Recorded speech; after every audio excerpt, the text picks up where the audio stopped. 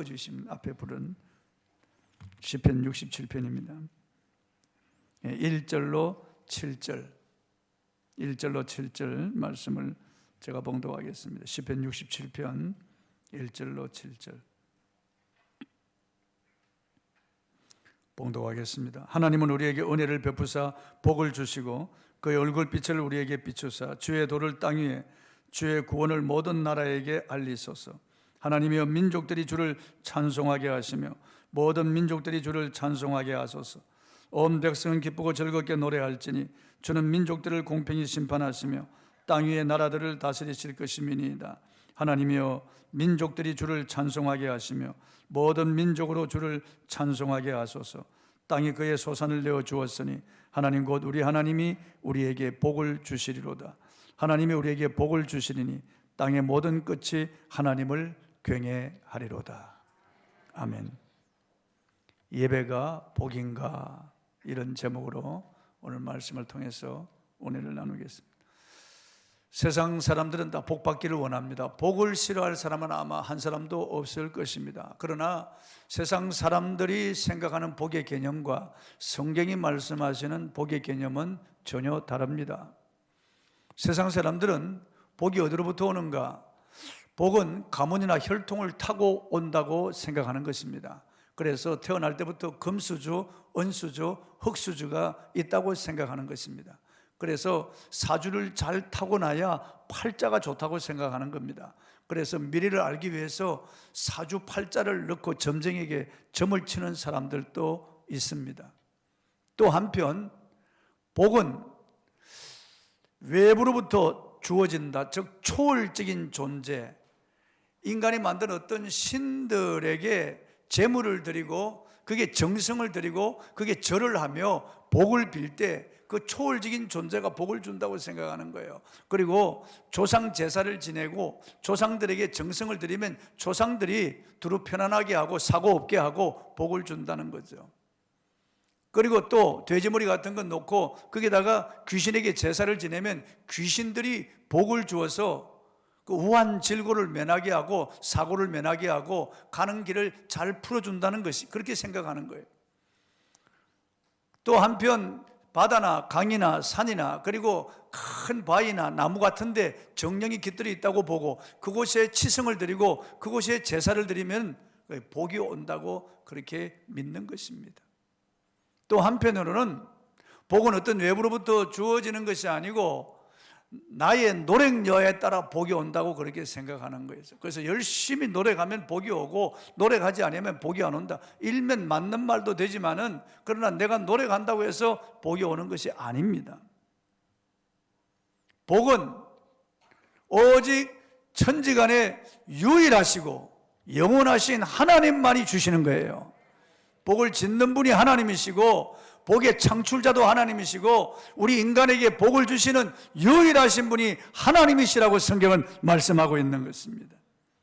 시편 115편 12절에서 13절을 한번 읽어보겠습니다. 시작. 여호와께서 우리를 생각하사 복을 주시되 이스라엘 집에도 복을 주시고 아론의 집에도 복을 주시며 높은 사람이나 낮은 사람을 막론하고 여호와를 경외하는 자들에게 복을 주시리로다. 하나님이 택한 이스라엘 백성들에게도 복을 주시고 제사장 아론의 가문에도 복을 주신다. 높은 사람이나 낮은 사람 막론하고 여호와를 경외하는 자들에게 복을 주신다고 그랬습니다. 여기 경외라고 하는 말은 히브리어로 명사는 예레고 동사는 야레인데 이 말의 뜻은 하나님을 존중히 여기고 거룩한 두려움으로 그분 앞에 나아가는 상태를 경외라고 하는 거예요. 그러니까 하나님을 존중히 여기며 거룩한 두려움을 품고 하나님 앞에 나아가서 바른 예배를 드리는 자를 경외하는 자라고 그러는데, 경외하는 자라고 그렇게 보는 거예요. 그러니까 신분 고하를 막론하고 인종을 막론하고 민족을 막론하고 누구든지 하나님을 경외하는 자들에게 복을 주신다. 하나님을 존중히 여기고 거룩한 두려움을 품고 하나님께 끌려 하나님 앞으로 나아가 예배드리는 자, 바른 예배를 드리는 자들에게 하나님이 복을 주신다는 거예요. 다윗에게는 오직 평생에 한 가지 소원이 있었습니다. 그 한 가지 소원이 무엇이냐면은 하나님 전에서 하나님 아름다움을 앙망하고 하나님을 사모하며 예배드리는 것이 그의 유일한 한 가지 소원이었습니다. 시편 27편 4절을 읽어보겠습니다. 시작. 내가 여호와께 바라는 한 가지 일 그것을 구하리니 곧 내가 내 평생에 여호와의 집에 살면서 여호와의 아름다움을 바라보며 그의 성전에서 사모하는 그것이라. 다윗은 하나님의 전에서 평생 예배드리는 것을 그는 사모하며 그것을 구했습니다. 내가 병이 들어서 예배드리지 못하는 그런 일이 없게 하여 주옵소서. 내가 어린 전쟁에서 패배하여 예배드리는 일이 없게 하여 주옵소서. 하나님 전에서 예배드리는 일, 전염병으로 인하여 하나님 전에서 예배드리지 못하는 그런 일이 없게 해 주시옵소서. 그는 평생에 바라는 한 가지 일 그것을 구했습니다.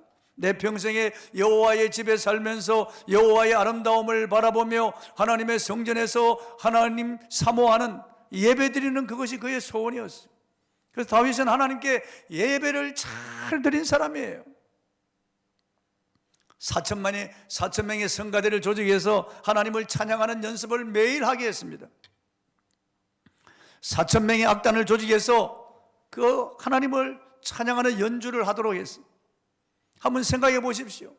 4천명의 연주자들, 4천명의 노래하는 자들이 8천명이 도합 하나님을 찬양하는 그 장엄한 그 예배 광경을 한번 생각해 보십시오.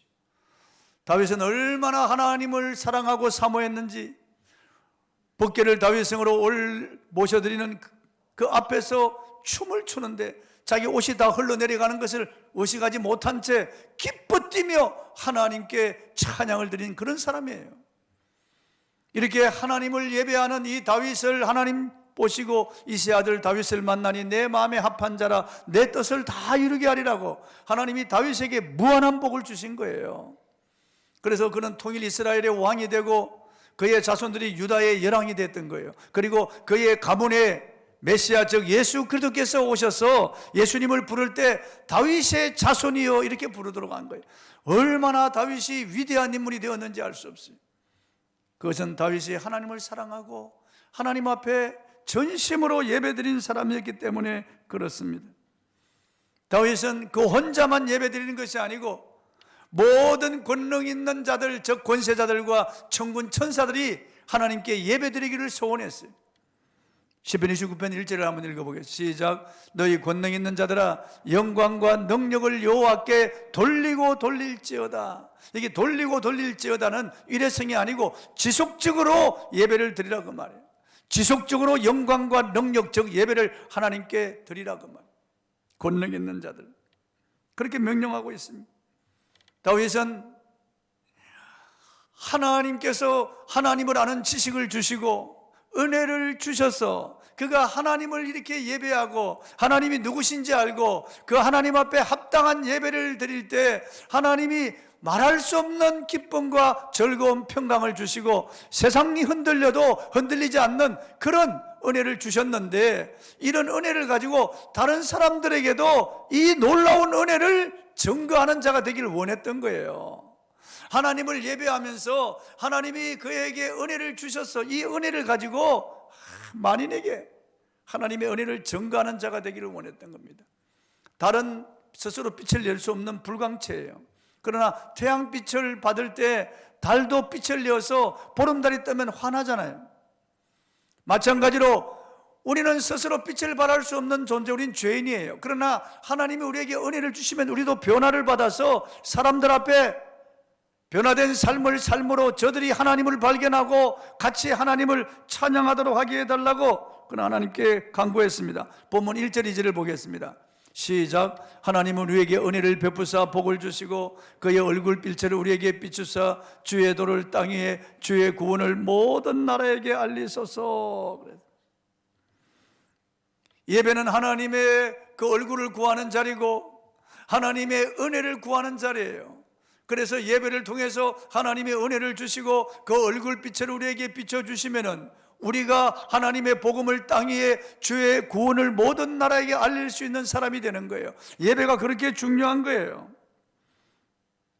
그는 모든 민족들로 주를 찬송하게 해달라고 예배하게 해달라고 기도합니다. 본문 3절을 한번 읽어보겠습니다. 시작. 하나님이여 민족들이 주를 찬송하게 하시며 모든 민족들이 주를 찬송하게 하소서.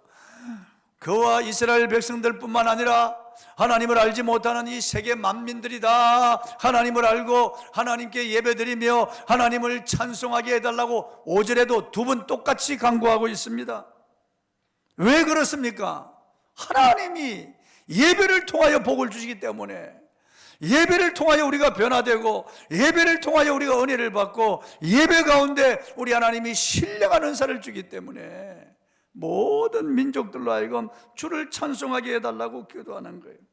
그럼 예배할 때 어떤 복이 옵니까? 본문 6절 7절입니다. 읽어보겠습니다. 시작. 땅이 그의 소산을 내어주었으니 하나님 곧 우리 하나님이 우리에게 복을 주시리로다. 하나님이 우리에게 복을 주시리니 땅의 모든 끝이 하나님을 경외하리로다. 예배를 드릴 때 땅이 그의 소산을 내어준다는 겁니다.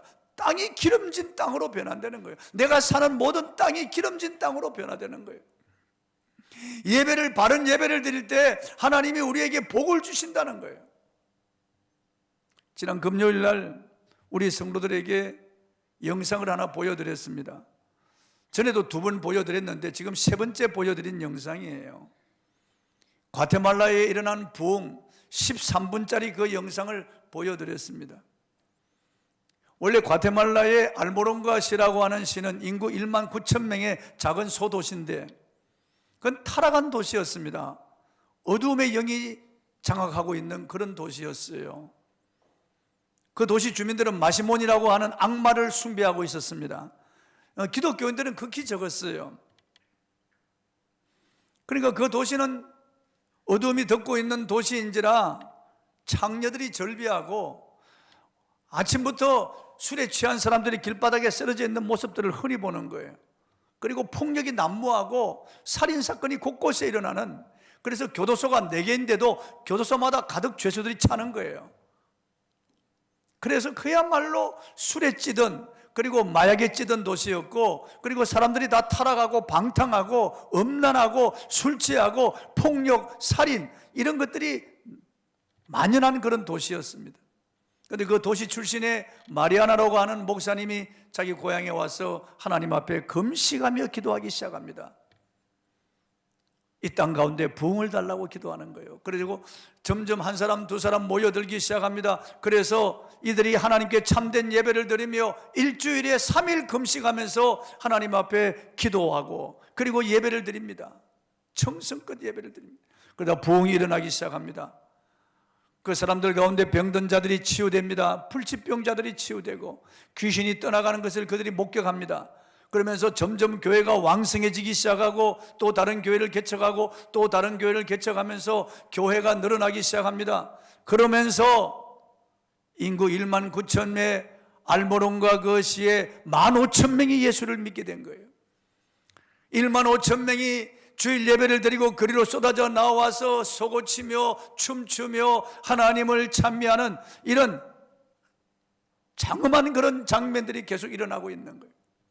그러자 이렇게 예배가 회복되고 부흥이 일어나고 하나님 영광을 받으시자 그 땅이 변화가 되는 거예요. 기름진 땅으로 바뀌는 거예요. 그 알모론가 근처에 있는 그 농토가 박토요. 농산물을 이렇게 지어도 제대로 수확이 없고 한 달에 트럭 4대분을 수출하는데요. 겨우 먹고 사는 거죠.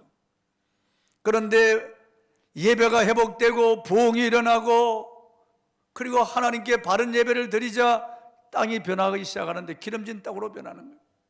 농산물이 어마어마하게 그냥 수확이 들어오는 거예요. 무나 이런 당근 같은 것들이 팔뚝만한 것들이 생기는 거예요.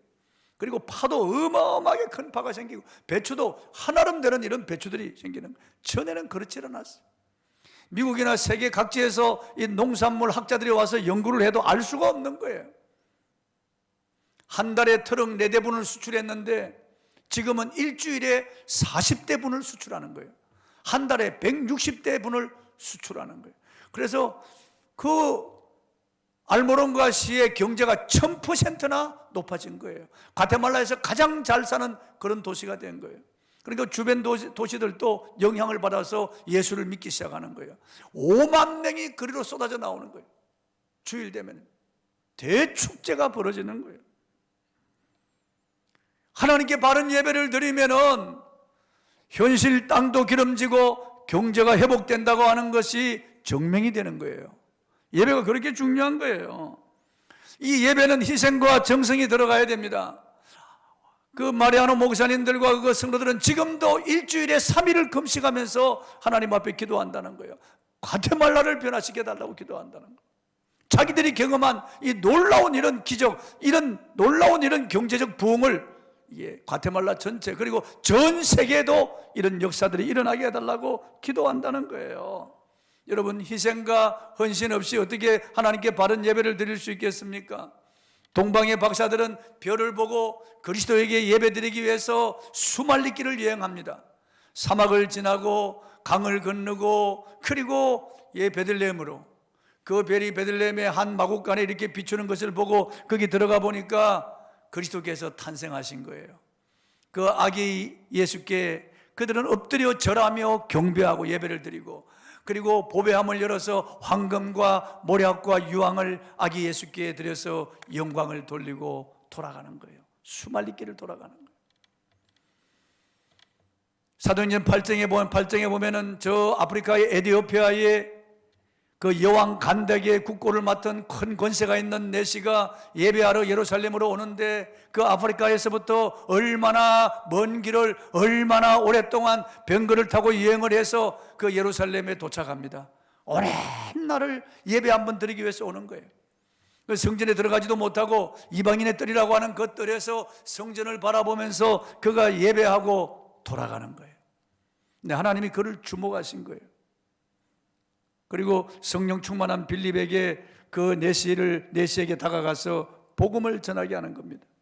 그런데 내시가 복음을 듣고 예수 그리스도를 영접하고 세례를 받습니다. 이 사람이 돌아가서 에티오피아에 복음을 전해서 에티오피아가 기독교 국가가 되는 거예요. 놀라운 일이 일어나는 거예요. 예배자를 하나님이 찾습니다. 예배자에게 하나님이 복을 주시는 거예요. 우리나라 출신으로 세계무역협회 수석 부총재인 이희돈 장로님의 간증을 들어보았습니다. 이분이 9.11 테러 사건 때 극적으로 생존한 간증은 드라마틱한 놀라운 간증입니다. 그분은 미국 버지니아 성광교회 장로님이십니다. 또 국제미역국교 국제회장으로 관련 서비스 개발 등 최고 책임자입니다. 그분이 하나님께 얼마나 정성껏 예배를 드리는지 알 수 없습니다. 몇 년 전 우리나라 제주도에서 에이펙 총회가 열려 각국의 통치자들과 회담하는 중에 주일이 다가오자 그는 비행기를 타고 미국의 버지니아로 날아가서 자기 교회 성광장로교회에서 예배를 드리고 다시 돌아왔어요. 아니, 제주도에서도 예배가 있는데, 그런 국제적인 중요 행사가 있는데 가까운 교회에 나가서 예배 드려도 되지, 보통 그렇게 생각할 거예요. 그러나 이분의 개념은 그렇지 않습니다. 아무리 바빠도 아무리 중요한 일이 있어도 본교회 가서 예배를 드린다, 아주 철두철미한 그런 예배 중심의 사상이 그에게 박혀 있었던 겁니다. 여러분, 희생이 없는 예배, 정성이 없는 예배가 어떻게 예배라고 볼 수 있습니까? 집안에서 그냥 텔레비전 통해서 예배를 드리고 그냥 온라인으로 예배 드린다. 물론 이런 코로나19 같은 엄중한 상황에서 다른 사람들을 위해서 그렇게 할 수는 있어요. 충분히 얘기가 가는 일이에요. 그러나 얼마든지 나올 수 있는데도 나오지 않고 그냥 소파에 들어누워서 그게 하나님 앞에 온전한 예배가 될 수가 있겠습니까, 여러분? 온라인 예배 드리다가 화장실 갔다 오고 가서 그냥 주스 마시면서 그게 무슨 예배가 되겠어요? 하나님 전에 나와서 하나님을 앙망하며 우리의 마음을 하나님께 드리고 정성을 드리고 희생을 드리며 하나님 앞에 예배를 드리는 거예요. 그러니까 예배를 희생이라고 하는 거예요. 아무도 알아주지 않는, 아무도 자기를 알아주지 않고 보아주지도 않음에도 불구하고 수말리 길을 여행해서 희생적인 예배를 드리고 돌아가는 이 내시처럼, 동방의 박사들처럼 우리는 그렇게 못할지라도 하나님 전에 나와서 예배를 드리는 것이 얼마나 중요한지 알 수 없습니다.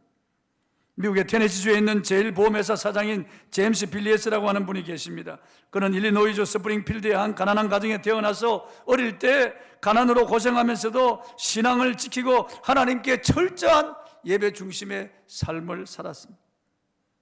그는 사무엘상 2장 30절 나를 존중히 여기는 자를 내가 존중히 여기고 나를 멸시하는 자를 내가 경밀히 여기래. 이 말씀을 그의 인생의 좌우명으로 삼고 그는 예배가 복이라고 하는 것을 철저히 알고 예배 중심의 삶을 살았습니다.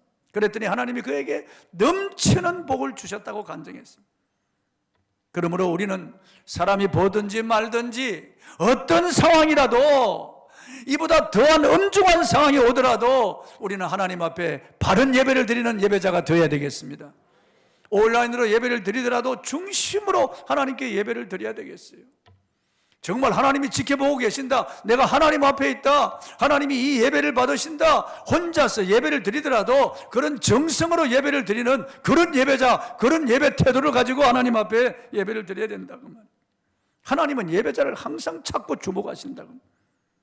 창세기 4장 3절 5절을 한번 읽어보겠습니다. 시작. 세월이 지난 후에 가인은 땅의 소산으로 제물을 삼아 여호와께 드렸고 아벨은 자기도 양의 첫 새끼와 그 기름으로 드렸더니 여호와께서 아벨과 그의 제물은 받으셨으나 가인과 그의 제물은 받지 아니하신지라 가인이 몹시 분하여 안색이 변하니 그랬습니다. 하나님이 가인의 제물을 연락하신 것이 아니에요. 연락하지 않은 게 아니에요. 가인을 받지 않으신 거예요. 그러니까 그 제물도 안 받으신 거예요. 그러나 아벨과 그의 제물은 연락하신 거예요. 아벨을 받으신 거예요. 왜 그럴까요?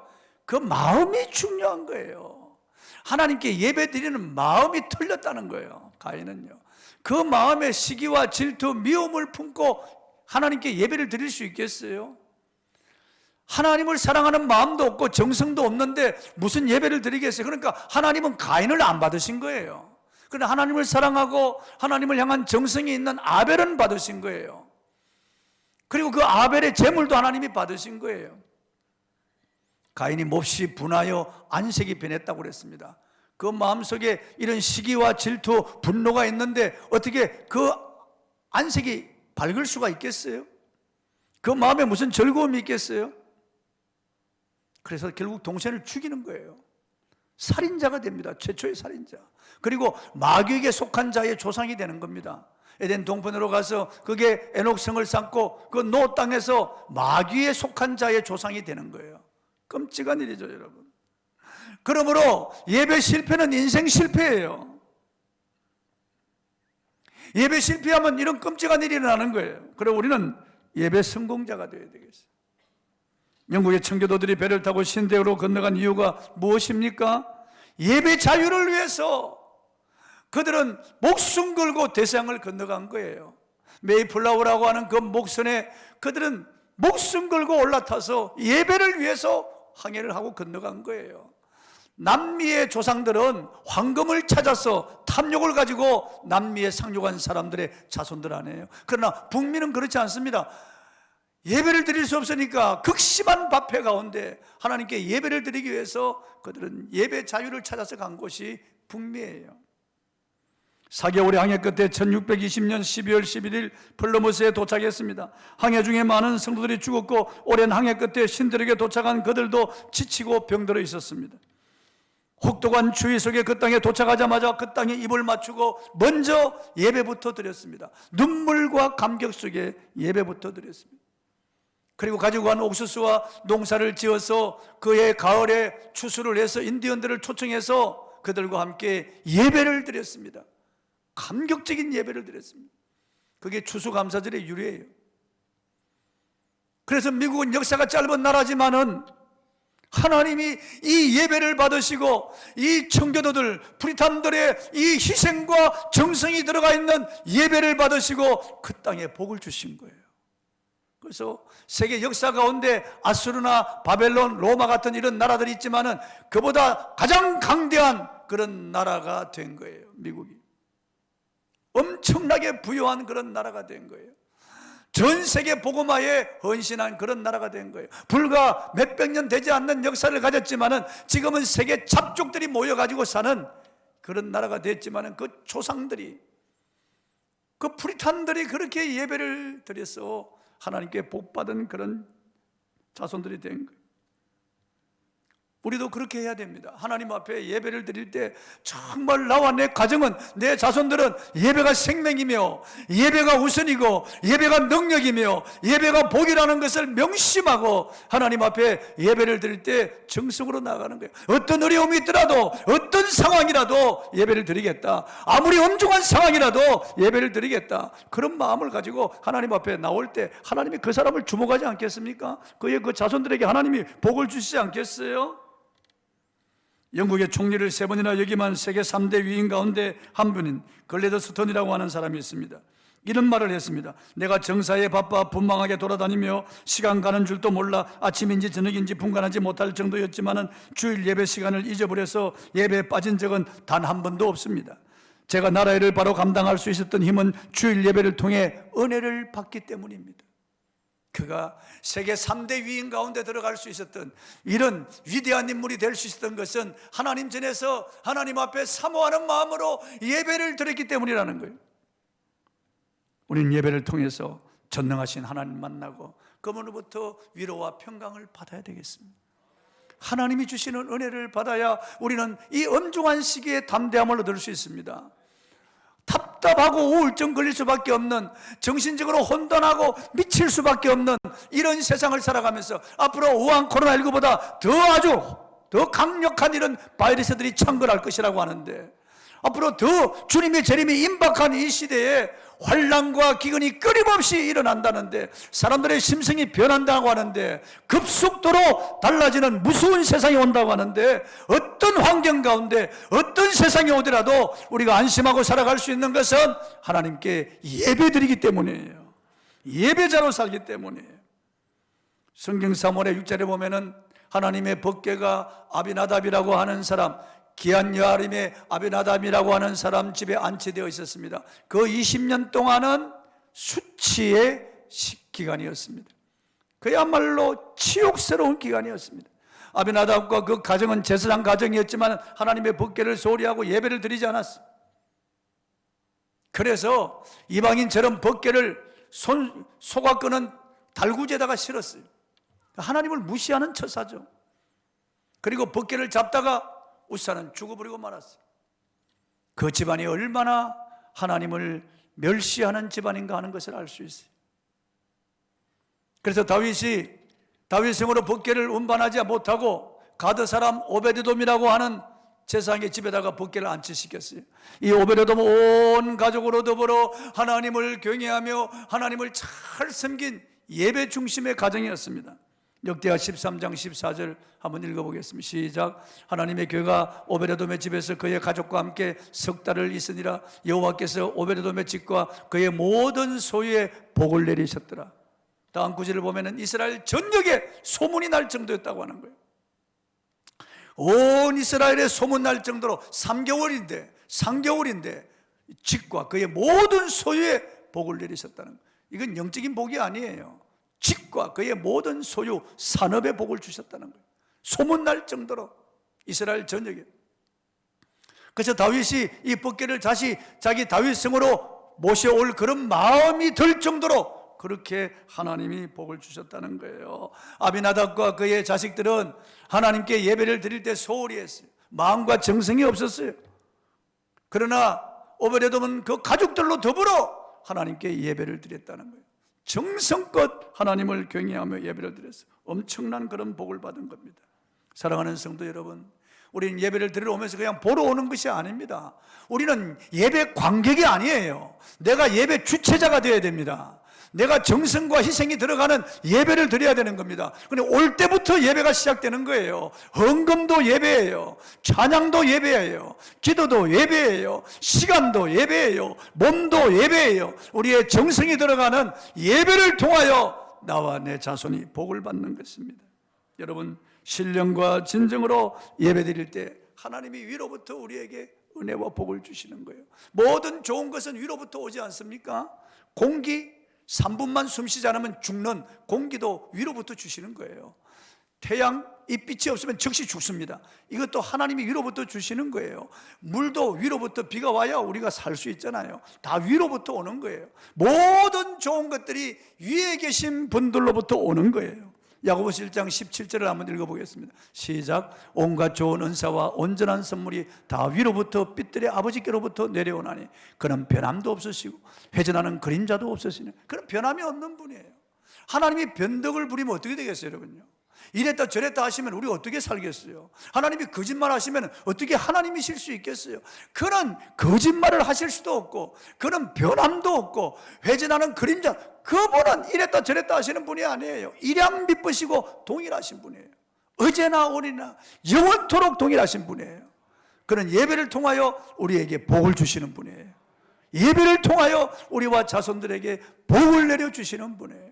이런 복이 저와 여러분에게 넘치기를 바랍니다. 찬송하겠습니다. 부르신